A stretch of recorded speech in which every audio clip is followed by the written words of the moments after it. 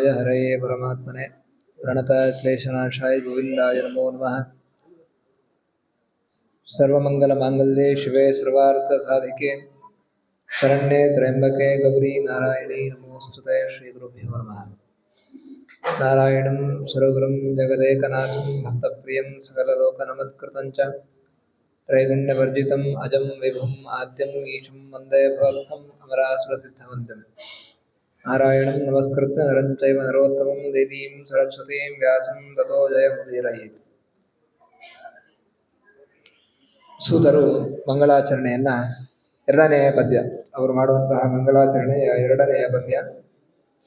ಅಸತ್ಯ ಸಚ್ಚೈವ ಚ ಯದ್ವಿಶ್ವಂ ಸದಸತಃಪರಂ ಪರಾವರಾಣಾಂ ಸ್ರಷ್ಟಾರಂ ಪುರಾಣಂ ಪರಮವ್ಯಯಂ. ಆ ನಾರಾಯಣನ ಗುಣಚಿಂತನೆಯನ್ನು ಮುಂದುವರಿಸ್ತಾ ಇದ್ದಾರೆ. ಅಸತ್ ಚ ಸತ್ ಚ ಪರಂ, ಆ ಭಗವಂತ ನಾರಾಯಣ ಯಾವ ರೀತಿಯಾಗಿ ಇದ್ದಾನೆ ಅಂತ ತಿಳಿಸ್ತಾ ಇದ್ದಾರೆ. ಅಸತ್ ಅಂತ ಹೇಳಿದರೆ ಕಾರಣಾತ್ಮಕವಾದಂತಹ ಪ್ರಪಂಚಕ್ಕೆ ಕರೆಯುವಂಥದ್ದು. ಸತ್ತು ಅಂತ ಹೇಳಿದರೆ ಕಾರ್ಯಾತ್ಮಕ ಪ್ರಪಂಚ. ಕಾರಣಾತ್ಮಕ ಪ್ರಪಂಚ ಯಾವುದು ಅಂತ ಹೇಳಿದ್ರೆ ಅದು ಜಡ ಪ್ರಕೃತಿ. ಕಾರ್ಯಾತ್ಮಕ ಪ್ರಪಂಚ ಅಂತ ಹೇಳಿದ್ರೆ ಈ ಜಗತ್ತು, ಬ್ರಹ್ಮಾಂಡ. ಹೀಗೆ ಇದಕ್ಕಿಂತ ಪರಂ ಭಿನ್ನನಾದವನು ನಾರಾಯಣ ಅಂಥೇಳಿ ತಿಳಿಸ್ತಾ ಇದ್ದಾರೆ. ಯಾಕೆ ಅಂತ ಹೇಳಿದ್ರೆ ನಾವು ಇಷ್ಟೊತ್ತರೆಗೆ ಚಿಂತನೆ ಮಾಡಬೇಕಾದ್ರೆ ಭಗವಂತ ಅಪ್ರಾಕೃತ ಅಂತ ಹೇಳ್ತಾ ಇದ್ವಿ. ಅಪ್ರಾಕೃತ ಅಂತ ಹೇಳಿದ್ರೆ ಪ್ರಕೃತಿಗೆ ಸಂಬಂಧ ಇಲ್ಲದವನು ಅಂತ. ಪ್ರಕೃತಿ ಅಂತ ಹೇಳಿದ್ರೆ ಜಡ ಪ್ರಕೃತಿ. ಜಡ ಪ್ರಕೃತಿಯಿಂದ ಇಡೀ ವಿಶ್ವ ಅನ್ನುವಂಥದ್ದು ನಿರ್ಮಾಣವಾಗಿರ್ತದೆ. ಅದು ಮಣ್ಣಿನ ಸ್ಥಾನದಲ್ಲಿ ಆ ಜಡ ಪ್ರಕೃತಿ ಅನ್ನುವಂಥದ್ದಿದೆ. ಹೇಗೆ ಮಡಕೆಯನ್ನ ತಯಾರು ಮಾಡಬೇಕಾದ್ರೆ ಮಣ್ಣು ಹೇಗೆ ಬೇಕೋ ಹಾಗೆ ಈ ಜಗತ್ತನ್ನು ತಯಾರು ಮಾಡಬೇಕಾದ್ರೆ, ಸೃಷ್ಟಿ ಮಾಡಬೇಕಾದ್ರೆ ಅದಕ್ಕೆ ಮಣ್ಣಿನ ಸ್ಥಾನದಲ್ಲಿ ಈ ಜಡ ಪ್ರಕೃತಿ ಎನ್ನುವಂಥದ್ದು ಇದೆ. ಅದರಿಂದ ಅಂತಹ ಜಡ ಪ್ರಕೃತಿ ಅದು ಕಾರಣವಾಗಿದೆ. ಅದರಿಂದ ಅದಕ್ಕಿಂತ ಭಿನ್ನನಾಗಿದ್ದಾನೆ, ಅಪ್ರಾಕೃತನಾಗಿದ್ದಾನೆ, ಪ್ರಕೃತಿಗೆ ಸಂಬಂಧವಿಲ್ಲದವನಾಗಿದ್ದಾನೆ ಅಂತ ಅರ್ಥ. ಅಂದ್ರೆ ಪ್ರಕೃತಿಯಿಂದ ನಿರ್ಮಿತನಾದವನಲ್ಲ, ಅವನು ಆನಂದಮಯನಾದಂತಹ ಜ್ಞಾನಮಯನಾದಂತಹ ಸ್ವರೂಪವುಳ್ಳವನು ನಾರಾಯಣ ಅಂತ ಹೇಳಿ ಅದರ ಅರ್ಥ. ಅದರಿಂದ ಈ ಜಗತ್ತಿಗೆ ಕಾರಣವಾದಂತಹ ಪ್ರಕೃತಿಗಿಂತ ಭಿನ್ನನಾದವನು ನಾರಾಯಣ. ಅದರಿಂದ ಈ ಜಗತ್ತಿನಲ್ಲಿ ಏನೆಲ್ಲ ದೋಷಗಳಿದ್ದಾವೆ ಅಥವಾ ಇಲ್ಲಿ ಏನೆಲ್ಲ ಗುಣಗಳು ನಾವು ಕರಿತೇವೆ, ಆ ಗುಣಗಳಿಂದ ದೋಷಗಳಿಂದ ದೂರನಾದವನು ಅವನು. ಅದರಿಂದ ಅವನನ್ನ ಸಗುಣ ನಿರ್ಗುಣ ಅಂತ ಹೇಳಿ ಕರೀತಾರೆ. ನಿರ್ಗುಣ ಅಂತ ಹೇಳಿದ್ರೆ ಪ್ರಕೃತಿಗೆ ಸಂಬಂಧಪಟ್ಟಂತಹ ಸಪ್ತ ರಜೋ ತಮೋ ಗುಣಗಳಿಲ್ಲದವನು ಅಂತ ಅರ್ಥ. ಸಗುಣ ಅಂತ ಹೇಳಿದ್ರೆ ಜ್ಞಾನಾನಂದಮಯವಾದಂತಹ ಗುಣಗಳುಳ್ಳವನು ಅಂತ ಹೇಳಿ ಅರ್ಥ. ಹೀಗೆ ಸತ್ತು ಅಸತ್ತಿಗಿಂತ ಭಿನ್ನನಾದವನು ಆ ಪರಬ್ರಹ್ಮ ನಾರಾಯಣ. ಇನ್ನು ಮತ್ತೆ ಇನ್ನೊಮ್ಮೆ ಹೇಳ್ತಾರೆ ಸದ್ ಅಸತಃ ಪರಂ ಅಂತ ಹೇಳಿ. ಇಲ್ಲಿ ಅರ್ಥ ಏನು ಅಂತ ಹೇಳಿದ್ರೆ ಗೀತೆಯಲ್ಲಿ ಹೇಳಬೇಕಾದ್ರೆ ಸತ್ ಪದಕ್ಕೆ ಅರ್ಥವನ್ನು ಹೇಳ್ತಾರೆ. ಸದ್ಭಾವೇ ಸಾಧುಭಾವೇ ಚ ಸದಿತ್ಯೇತತ್ ಪ್ರಯುಜ್ಯತೆ ಅಂತ. ಅಂದ್ರೆ ಪ್ರಶಸ್ತೆ ಕರ್ಮಣಿ, ಒಳ್ಳೆಯ ಕರ್ಮಕ್ಕೆ ಸತ್ಕರ್ಮ ಅಂದ್ರೆ ಒಳ್ಳೆಯ ಕರ್ಮ ಅಂತ. ಸತ್ಕರ್ಮ ಅಂತ ಹೇಳಿದ್ರೆ ಏನು? ಒಳ್ಳೆಯ ಕರ್ಮ ಅಂತ. ಸತ್ ಅಂತ ಹೇಳಿದ್ರೆ ಒಳ್ಳೆಯದು ಅಂತ ಅರ್ಥ.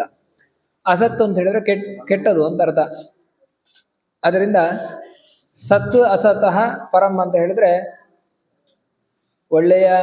ಒಳ್ಳೆಯವರಿಗಿಂತ ಸಜ್ಜನ, ಒಳ್ಳೆಯ ಜನ ಅಂದ್ರೆ ಸತ್ ಅಂದ್ರೆ ಸಜ್ಜನ ಅಂತ ಇಟ್ಕೊಳ್ಬೇಕು. ಸಜ್ಜನರಿಗಿಂತ ಭಿನ್ನನಾದವನು.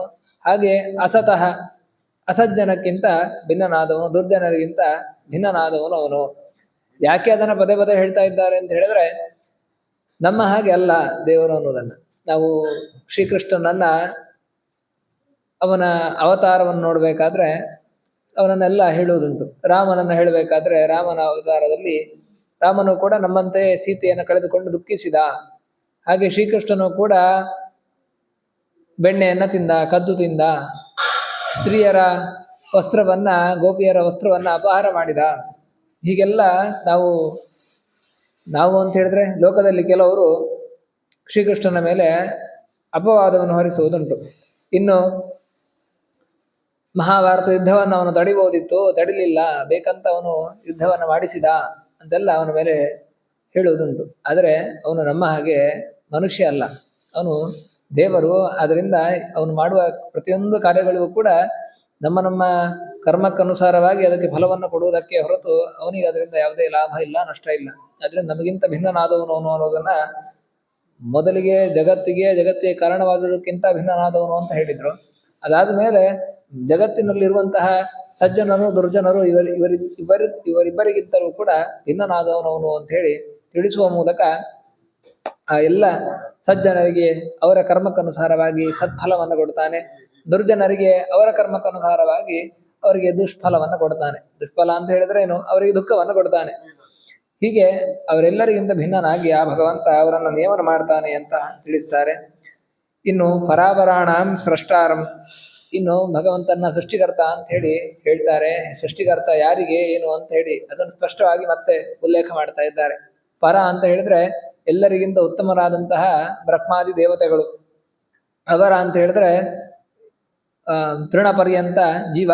ನಾವು ತೃಣ ಅಂತ ಹೇಳಿದ್ರೆ ಹುಲ್ಲು, ಹುಲ್ಲಿನಿಂದ ಹಿಡಿದು ಮೇಲ್ಮಟ್ಟದವರೆಗೆ ಜಗತ್ತನ್ನ ಭಗವಂತನ ನಂತರ ಸೃಷ್ಟಿಯನ್ನು ಮುಂದುವರಿಸುವಂತಹ ಚತುರ್ಮುಖ ಬ್ರಹ್ಮನವರೆಗೂ ಕೂಡ ಇವರೆಲ್ಲರನ್ನು ಕೂಡ ಸೃಷ್ಟಾರ ಸೃಷ್ಟಿ ಮಾಡುವವನು ಆ ನಾರಾಯಣ. ಅದರಿಂದ ಗಿಡಗಳಲ್ಲಿ ಮರಗಳಲ್ಲಿ ಇದರಲ್ಲೆಲ್ಲ ಜೀವ ಇದೆ ಅಂತ ಹೇಳಿ ಈಗ ವಿಜ್ಞಾನಿಗಳು ಒಂದು 100 ವರ್ಷದ ಹಿಂದೆ ಕಂಡುಕೊಂಡ್ರು. ಆದರೆ ನಮ್ಮ ಶಾಸ್ತ್ರ ಮೊದಲೇ ಹೇಳ್ತದೆ ತೃಣ ಅನ್ನುವಂಥದ್ದು ಜೀವ, ಅಂದ್ರೆ ಅದರೊಳಗೆ ಒಂದು ಜೀವ ಇದೆ ಅಂತ ಹೇಳಿ, ಅಂದ್ರೆ ಹುಲ್ಲಿನಲ್ಲೂ ಉಂಟು ಅಂತ ಹೇಳಿ. ಆ ಜೀವ ಇರುವಂಥದ್ದು ನಮ್ಮ ಸನಾತನ ಧರ್ಮ ಅನ್ನುವಂಥದ್ದು ಮೊದಲೇ ಉಲ್ಲೇಖ ಮಾಡಿದೆ. ಈಗ ನಾವು ತಿಳ್ಕೊಂಡ್ವಿ ಅಷ್ಟೇ. ಹೀಗೆ ಆ ಒಂದು ಪ್ರತಿಯೊಂದು ವಸ್ತುವಿನಲ್ಲೂ ಕೂಡ ಅಂದ್ರೆ ಬೆಳೆಯುವಂತಹ ಯಾವ ವಸ್ತು, ಏನು ಧಾನ್ಯ ಆಗಿರ್ಬೋದು, ಎಲ್ಲದರಲ್ಲೂ ಕೂಡ ಒಂದು ಜೀವ ಅನ್ನುವಂಥದ್ದಿದೆ. ಅದನ್ನು ನೇಮನ ಮಾಡಿದಾನೆ ಭಗವಂತ. ಅದೆಲ್ಲವನ್ನು ಕೂಡ ಸೃಷ್ಟಿ ಮಾಡುವಂಥವನು ಅವನು ಅಂತ ಹೇಳಿ ತಿಳಿಸ್ತಾರೆ. ಈ ಸೃಷ್ಟಿ ಅಂತ ಹೇಳಿದ್ರು ಕೂಡ ನಾವು ಸೃಷ್ಟಿ ಅಂತ ಹೇಳಿದ್ರೆ ಇಲ್ಲದ ವಸ್ತುವನ್ನ ಸೃಷ್ಟಿ ತರುವುದು, ಹೊಸತ್ತನ್ನು ಸೃಷ್ಟಿ ಮಾಡುವುದು ಅಂತ ಅರ್ಥ ಅಲ್ಲ. ಇಲ್ಲದನ್ನ ಸೃಷ್ಟಿ ಮಾಡುವುದಲ್ಲ, ಇದ್ದಿದ್ದನ್ನೇ ಸೃಷ್ಟಿ ಮಾಡುವುದು. ಅದು ನಮಗೆ ಗೊತ್ತಿರಲ್ಲ. ನಾವು ಸೃಷ್ಟಿ ಅಂತ ಹೇಳಿದ್ರೆ ಸರಿಯಾಗಿ ಗಮನಿಸಿದ್ರೆ ಗೊತ್ತಾಗ್ತದೆ. ಈಗ ನಾವೊಂದು ಪುಸ್ತಕವನ್ನು ತಯಾರು ಮಾಡಿದ್ವಿ ಅಂತ ಹೇಳಿದ್ರೆ, ಸೃಷ್ಟಿ ಮಾಡಿದ್ವಿ ಅಂತ ಹೇಳಿದ್ರೆ, ಅದು ಹಿಂದೆ ಇನ್ನೊಂದು ರೂಪದಲ್ಲಿತ್ತು. ಅದು ಮರದ ವಸ್ತುವಿನಲ್ಲಿತ್ತು. ಆ ಮರವನ್ನ ಅದಕ್ಕೊಂದು ಬೇಕಾದಂತಹ ವ್ಯವಸ್ಥೆಯನ್ನ ಉಪಯೋಗಿಸಿ ಅದಕ್ಕೊಂದು ಹೊಸ ರೂಪವನ್ನು ಕೊಟ್ಟಿದ್ದು. ಯಾವುದೇ ವಸ್ತುವನ್ನು ತಯಾರು ಮಾಡಿದ್ರು ಅದು ಹಿಂದೆ ಇನ್ನೊಂದು ರೂಪ ಇರುತ್ತದೆ ಅದಕ್ಕೆ. ಆ ವಸ್ತುವಿನಿಂದ ಮತ್ತೆ ಅದಕ್ಕೆ ಇನ್ನೊಂದು ಹೊಸ ರೂಪವನ್ನು ಕೊಡುವಂಥದ್ದು ಸೃಷ್ಟಿ ಅಂತ. ಹಾಗೆ ಜೀವರ ಸೃಷ್ಟಿ ಅಂತ ಹೇಳಿದ್ರು ಕೂಡ ಜೀವನು ಕೂಡ ಅವನು ನಿತ್ಯನಾಗಿರುವವನು. ಅವನನ್ನು ಸೃಷ್ಟಿ ಮಾಡುದು ಅಂತ ಹೇಳಿದ್ರೆ ಅವನಿಗೆ ಹೊಸ ರೂಪವನ್ನು ಕೊಡುವಂಥದ್ದು.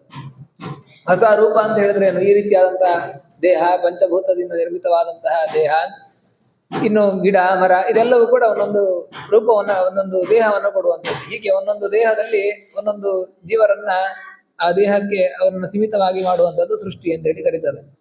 ಅದರಿಂದ ಪರಾಧೀನ ವಿಶೇಷ ವಾಪ್ತಿ ಸೃಷ್ಟಿ ಅಂತೇಳಿ ಅದಕ್ಕೆ ಕರೆಯುವಂಥದ್ದು. ಅಂದ್ರೆ ಪರ ಭಗವಂತನ ಅಧೀನನಾಗಿ ಹೊಸ ರೂಪವನ್ನ, ವಿಶೇಷವಾದಂತಹ ರೂಪವನ್ನು ಪಡೆಯುವಂಥದ್ದೇ ಸೃಷ್ಟಿ ಅಂತೇಳಿ. ಅದರಿಂದ ಎಲ್ಲ ದೇವತೆಗಳಿಂದ ಹಿಡಿದು ತೃಣ ಪರ್ಯಂತ ಜೀವರು ಯಾರಿದ್ದಾರೆ ಅವರೆಲ್ಲರಿಗೂ ಕೂಡ ಒಂದೊಂದು ಅವರವರಿಗೆ ದೇಹ ಪ್ರಾಪ್ತಿಯೇ ಅದು ಸೃಷ್ಟಿ ಅಂತ ಹೇಳಿ ಕರೆಸಿಕೊಳ್ತದೆ. ಅದರಿಂದ ಪರಾಪರಾಣಾಂ ಸ್ರಷ್ಟಾರಂ ಅಂತಹ ಬ್ರಹ್ಮಾದಿ ದೇವತೆಗಳಿಂದ ಹಿಡಿದು ತೃಣಾದಿ ಪರ್ಯಂತ ಜೀವರನ್ನು ಕೂಡ ಸೃಷ್ಟಿ ಮಾಡುವವನು ಆ ನಾರಾಯಣ. ಇನ್ನು ಪುರಾಣ ಸೃಷ್ಟಿ ಮಾಡಿ ಏನ್ ಮಾಡ್ತಾನೆ ಅಂತ ಹೇಳಿದ್ರೆ ಅದಕ್ಕೆ ಮುಂದೆ ಉತ್ತರ ಕೊಡ್ತಾರೆ. ಪುರ ಅಣತೀತಿ ಪುರಾಣ ಅಂತ. ಪುರ ಅಂತ ಹೇಳಿದ್ರೆ ದೇಹ ಅಂತ ಅರ್ಥ. ಆ ದೇಹದ ಒಳಗೆ ಇದ್ದು ಅಣತಿ ಗಚ್ಚತಿ ಅಂತ, ದೇಹದ ಒಳಗೆ ಅವನು ಪ್ರವೇಶ ಮಾಡಿ ಅವರನ್ನು ನೇಮನ ಮಾಡ್ತಾನೆ. ಉಪನಿಷತ್ತು ಹೇಳ್ತೇವೆ ತತ್ಸೃಷ್ಟ ತದೇವಾನುಪ್ರಾವಿಶತು ಅಂತ. ಆ ಭಗವಂತ ಜಗತ್ತನ್ನ ಸೃಷ್ಟಿ ಮಾಡಿ ತತ್ಸೃಷ್ಟ ತದೇವಾನುಪ್ರಾವಿಶತು, ಅದನ್ನು ಅನುಪ್ರಾವಿಶತು, ಅದರೊಳಗೆ ಅವನು ಪ್ರವೇಶ ಮಾಡಿ ನೇಮನ ಮಾಡಿದ ಅಂತ. ಹೀಗೆ ಅದನ್ನ ಹೇಳ್ತಾ ಇದ್ದಾರೆ ಪುರಾಣಂ ಅಂತ. ಪ್ರತಿಯೊಬ್ಬ ಜೀವರೊಳಗಿದ್ದು ಅವರನ್ನು ನೇಮನ ಮಾಡ್ತಾನೆ. ಪುರಾಣಂ ಪರಂ, ಸರ್ವೋತ್ತಮನಾಗಿದ್ದಾನೆ. ಯಾಕೆ ಅವನು ಉತ್ತಮನಾಗಿದ್ದಾನೆ ಅಂತ ಹೇಳಿದ್ರೆ ಅವ್ಯಯಂ, ಅವನಿಗೆ ವ್ಯಯ ಇಲ್ಲ, ನಾಶ ಇಲ್ಲ ಅಂತ. ಯಾಕೆ ನಾಶ ಇಲ್ಲ? ನಮಗೂ ಜೀವರು ನಿತ್ಯ ಅಂತ ಹೇಳಿದ್ಮೇಲೆ ಜೀವರಿಗೂ ನಾಶ ಇಲ್ಲ. ಅವರನ್ನು ಒಂದು ಹೊಸ ರೂಪ ಕೊಡುವುದು ಅವರಿಗೆ ಸೃಷ್ಟಿ ಅಂತ. ಜೀವರಿಗೂ ನಾಶ ಇಲ್ಲ, ದೇವರಿಗೂ ನಾಶ ಇಲ್ಲ, ಇಬ್ಬರಿಗೂ ನಾಶ ಇಲ್ಲ. ಆದ್ರೆ ಏನು ವಿಶೇಷ ಏನು ದೇವರಿಗೆ ಅಂತ ಹೇಳಿದ್ರೆ ನಮಗೆ ನಾಶ ಇಲ್ಲ, ಜೀವರಿಗೆ ನಾಶ ಇಲ್ಲ. ಆದ್ರೆ ನಮ್ಮ ದೇಹ ಅನ್ನುವಂಥ ದೇಹಕ್ಕೆ ನಾಶ ಉಂಟು. ಆ ದೇಹ ನಾಶ ಇರುವುದರಿಂದ ನಾವು ಅವ್ಯಯರಾಗುವುದಿಲ್ಲ. ಜೀವ ನಿತ್ಯನಾದ್ರೂ ಕೂಡ ಜೀವರಿಗೆ ಸಿಕ್ಕಂತಹ ದೇಹ ಅನೇಕ ದೇಹಗಳು ಇದ್ದಾವೆ. ಲಿಂಗ ದೇಹ, ಸ್ಥೂಲ ದೇಹ, ಈ ರೀತಿಯಾದಂತಹ ದೇಹ ಎಲ್ಲ ನಮಗಿರುತ್ತದೆ. ಇದಕ್ಕೆ ನಾಶ ಇದೆ. ಆದದ್ರಿಂದ ನಮ್ಮನ್ನ ನಿತ್ಯ ಅಂತ ಹೇಳಿ ಹೇಳಕ್ಕಾಗುದಿಲ್ಲ. ಆ ದೃಷ್ಟಿಯಲ್ಲಿ ನಿತ್ಯ ಅಂತ ಹೇಳುವುದಿಲ್ಲ. ಭಗವಂತನಿಗೆ ಅವನು ಅವ್ಯಯ ಯಾಕೆ ಅಂತ ಹೇಳಿದ್ರೆ ಅವನಿಗೆ ಬೇರೆ ಯಾವ ದೇಹವೂ ಇಲ್ಲ. ಅವನಿಗೆ ನಮ್ಮ ರೀತಿ ಈ ಪ್ರಕೃತಿಯಿಂದ ನಿರ್ಮಿತವಾದಂತಹ ದೇಹವೂ ಇಲ್ಲ, ಲಿಂಗ ದೇಹವೂ ಇಲ್ಲ.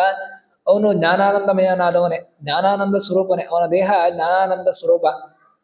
ಅದರಿಂದ ಅವನಿಗೆ ನಾಶ, ಅವನ ದೇಹಕ್ಕೂ ನಾಶ ಇಲ್ಲ, ಅವನಿಗಂತೂ ನಾಶ ಇಲ್ಲ, ಅವನ ದೇಹಕ್ಕೂ ನಾಶ ಇಲ್ಲ. ಯಾಕಂದ್ರೆ ದೇಹ ಬೇರೆ ಅಲ್ಲ, ಅವನು ಬೇರೆ ಅಲ್ಲ. ನಮಗೆ ಆದರೆ ನಾವು ಬೇರೆ, ದೇಹ ಬೇರೆ.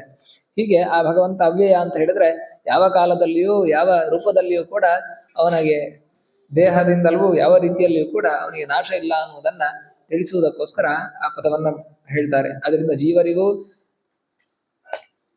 ದೇವರಿಗೂ ವ್ಯತ್ಯಾಸ ಇಷ್ಟೇ. ನಿತ್ಯ ಅಂತ ಹೇಳಿದ್ರೆ ನಾವು ನಿತ್ಯರು, ಅವರು ನಿತ್ಯರು. ಆದ್ರೆ ನಮಗೆ ದೇಹದಿಂದ ನಾವು ಅನಿತ್ಯರಾಗಿದ್ದೇವೆ, ಅವನು ದೇಹದಿಂದಲೂ ನಿತ್ಯನಾಗಿದ್ದಾನೆ.